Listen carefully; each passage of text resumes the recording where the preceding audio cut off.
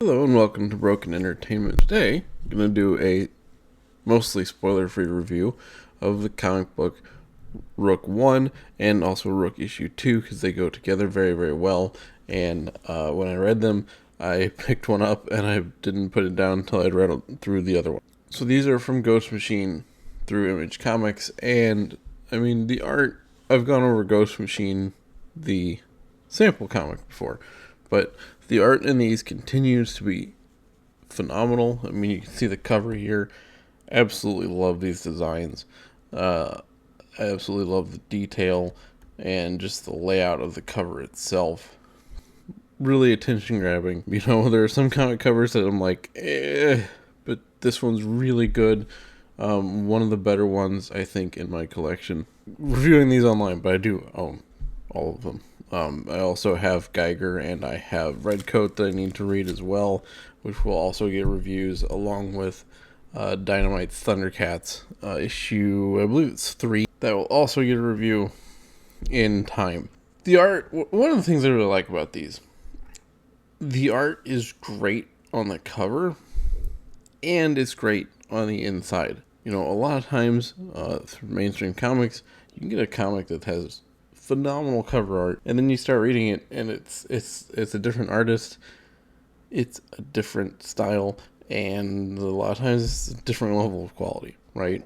That is not the case in Ghost Machine. The quality continues. You know, so here's the planet from above, and I love all the wrecked ships and the damaged satellites and stuff, and the space junk just floating around this planet.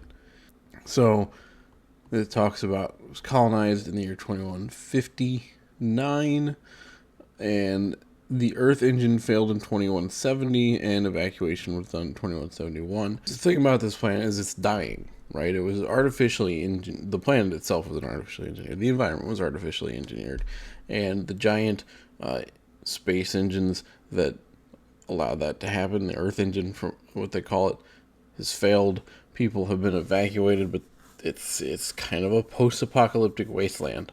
Not the only post-apocalyptic wasteland in the Ghost Machine series of comics, but that's kind of where it is. No one knows why the world engine failed, but it did. As the system shut down, everyone who bought a ticket to this manufactured planet of broken promises and false control bought another ticket off it. There's a max exodus from Exodus, a barren alien world painted over to be like ours, with the money-back guarantee of no pollution, poverty, or overpopulation. As the last ship of the paying population boarded, the corporation said they'd come back for us, the hired help. It's 2 years ago, and there's been no sign of anyone. No communication, nothing flying down from the sky to rescue us, only things flying up. Every aspect of nature here was under technological governance, programmed and commanded to create the great utopia of tomorrow. Now that technology has many masters, our lives have devolved into fight or flight. There's a lot of things about Rook that are kind of similar, familiar tropes, right? You've got the planet Earth that is overpopulated and it's overpolluted and all that stuff, and we've heard that all before. But the nice thing is, it's not really focused on that. It's focused on this other planet where things have also gone horribly wrong. And here you have more of a mega corporation critique of runaway capitalism, essentially, where all these people bought tickets to go onto the planet, and then they had to buy tickets to get off the planet when it all fell apart. And then the employees were just left behind. Again, though, the attention to detail in this art, design of the ship, you know, the way the engines ignite, the way it takes off, you know, this is straight out of a space shuttle launch. Bad things happen. Ship explodes. As apparently, according to the narrator, most of them do. Because effectively, these people are cobbling these ships together out of nothing. Again, I love this crash. Everything's done. I don't even know how to describe it. It's almost like a painted style. It looks really nice. You know, every single page. So I'm gonna kind of stop here for a minute, and then I'll skip ahead several pages to just show. But the great thing about Rook is not really a superhero comic. Rook is it's a sci-fi comic. It's a sci-fi adventure comic, but it's not a superhero comic. And the main character is a very flawed individual. And the first issue in particular really does a great job of laying out those flaws and laying out some of the virtues as well of this person who's been stuck on this planet for 2 years that's falling apart around him. Everything's going wildly out of control. People are trying to leave and dying. He's trying to leave. There's so much just out of his control, and he's spiraled into these negative aspects of himself, because that's kind of what happens to a lot of people if you are in the same situation. It's not that he's a bad guy, he's just coping in the wrong ways.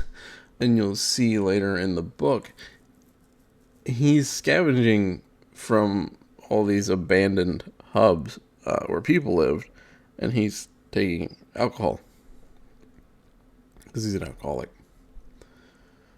And I like that this character is immediately presented, and you, through excellent writing and excellent art, immediately are portrayed with, man, this guy has problems, and he's really just trying to do what he can to make it through, but it's hard. He's got this helmet, and there's issues with the technology that I'm not going to go into because they pertain to the plot.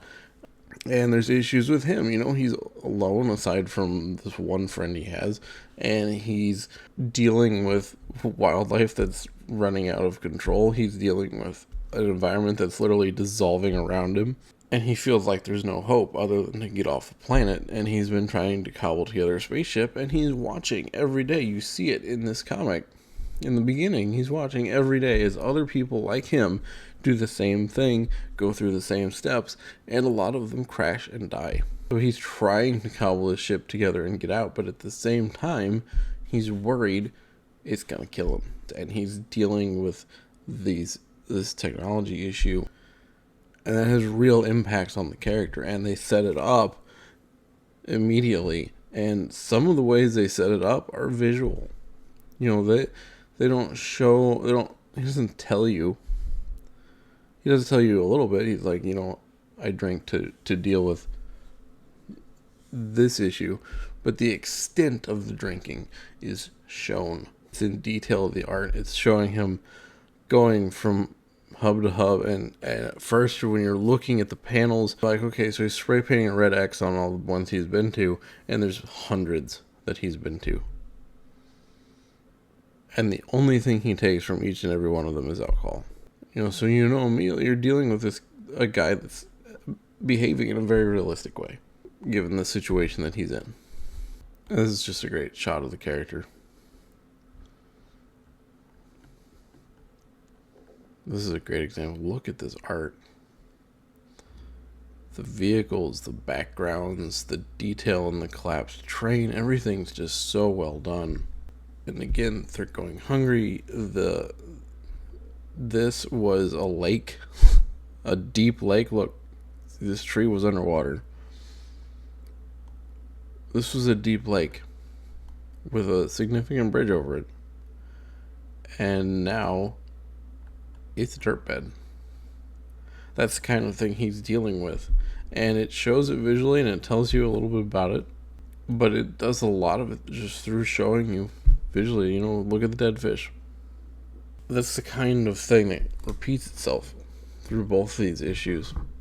It takes its time to set up the character, it takes its time to set up the world, and then it jumps into action real hard and real fast, because you're immediately confronted with death. You're immediately confronted with a pretty cool villain.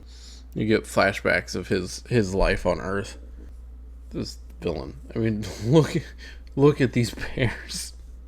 I love how huge these bears are, because these boars are not small. If you put this boar next to this guy, that's a big animal. But these bears are enormous. I love this. Don't try to move. Your spine has been broken, and then he just crushes his head. But this character is really good. I like him. You don't get to spend a lot of time with him, but the action panels are great. I mean, this shows so much without having to go page after page, panel after panel. There it is. The villain. Look at that villain. That guy is awesome. He's huge. I love that his animals are huge, but he's also just a massive individual. And immediately intimidating, and he's immediately got awesome lines. It's really, really great. And it's a great introduction to the villain. When I read this book and I read the sequel, I'm like, okay, I gotta keep reading. You know, like, oh crap, I'm out of comics. I gotta keep going. When's the next one coming out? Because I was immediately invested in the characters. They have Rook, and then they have. So you have Rook, and then you have Direwolf, and they're immediately paired together. They have this character history, and it doesn't go into a lot of detail, but it gives you enough that you understand. There was some romantic tension between them at one point. Again, phenomenal character design. This is actually the character. This is the character that was on the cover of Ghost Machine, the sample comic, and drew me in. And that's when I grabbed the book. I'm like, I don't know who this is, but I gotta know, because this is just such a cool character design. I love the wolves in the background. I was talking to somebody that said the wolves seem kind of small, and I kind of theorized they were young, because all the other animals in this comic are so big, aside from the birds. So, we may find out more about that later, or it may just be the artist not understanding just how big wolves are. This wolf's pretty big, actually, but these are smaller. Just love the character design. It's just phenomenal, and it's amazing to read a comic where the art is like this every page. I mean, really, look at this. There's so much detail, and there's so much going on. This world feels and looks lived in. It feels like a real world because there's something in the background that tells you a story of the planet in every major shot. So I won't go any farther on this one. But really, I can't recommend this enough. It's fun. It's fast paced. It does great character setup. Rook and Direwolf really are good opposites to one another, and it's pretty obvious there's going to be sort of romantic tension in there again at some point. But there were also, they're not close now, but they're opposites of one another. They're going to have to work together. The whole setup is just great. The art is phenomenal. The storytelling is great. Dialogue is somewhat brief sometimes. There's not a ton of it. A lot of it's inner monologue because you spend a lot of time just in Rook's head. But I can't recommend it enough. It's so much fun to read. And you won't notice until you're done that you're reading it as quickly as you are. If you're looking for a new comic, these are creator owned. They're I call them indie adjacent because they're done through Image, and these the people doing these, Jeff Johns, Jason Fabok, Brad Anderson, Rob Light, these are all established career DC guys that have done great work in the past. So it's not like it's a indie in the sense of a guy in his house trying to put all this together, but it is indie in the sense that it's not mainstream. It's creator owned, so all the profits are going to the creators except for whatever Image takes out to publish it. So like I said, I label it indie adjacent. I think it's still really good to support indie adjacent stuff as well as indie, because this is how you get new good comics, right? In the mainstream as well as in indie, is by having great stuff put out there. And this is a real challenge to the mainstream because these guys are, Jeff Johns is very well known. Go out there, if you're looking for a great comic, grab it. Don't worry about it being quote unquote indie adjacent, because it's not mainstream. It's mainstream guys who have decided they've had enough of the mainstream scene and they're going to go do their own thing, but they're going to do it through Image. And we need more stuff like this. We need more indie adjacent stuff. We need more indie stuff of this level of quality. And there's certainly some indie stuff out there that matches this quality. And I'm going to try to shine some light on those as we go along now. There's good entertainment out there. These are so much fun. Why go complain about Marvel when I can read this? Or read Battle Brick Road, or read the She comic series. So many good options out there. So yeah, go pick it up. You won't regret it. It's a lot of fun, and the art. I mean, it's worth it just for the art. So next up on the series will be Red Coat. I have issue 1 and 2, and then we'll hit Geiger. And I only have 1 issue of Geiger so far.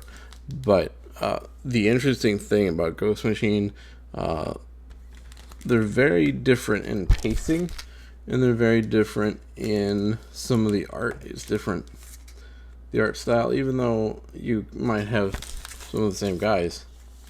You have a different style going on.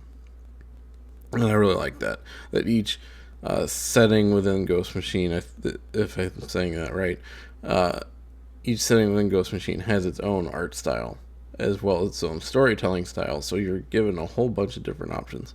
Anyway, really enjoyed it. Hope you do too. If you've read it, let me know what you think of it in the comments down below. If you haven't, let me know if you're going to. Go out there, buy some cool indie stuff, and tell people if you've read a great comic, if you've seen a great movie, go tell people about it. Hit the like button if you haven't already, and if you're not subscribed, please consider subscribing, ring the bell for notifications, and I will see you next time.